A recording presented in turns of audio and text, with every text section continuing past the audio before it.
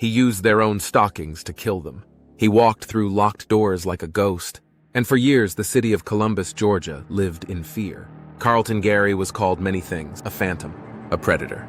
But most of all, he was the face of evil in the Deep South. Born in Columbus, Georgia in 1950, Gary had a rough start. He was abandoned by his parents, raised by relatives, and bounced in and out of juvenile detention. By his early 20s, he was already serving time for robbery, but something darker was lurking inside him. Between 1977 and 1978, a string of murders shocked Columbus. 7 elderly white women were found strangled, most in their own homes. The killer had used their own stockings, robes, and undergarments to choke them. There were signs of sexual assault. Some bodies were posed. Police were baffled.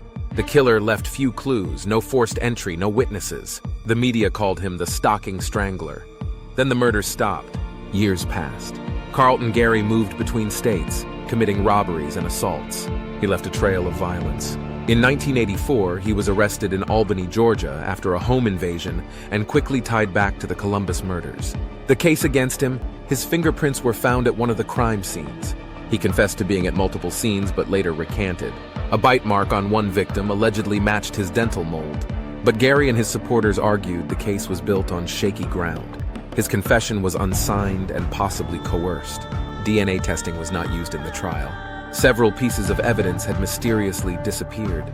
Despite this, Carlton Gary was convicted in 1986 for 3 of the murders and sentenced to death. He sat on death row for over 30 years. In 2018, he was executed by lethal injection.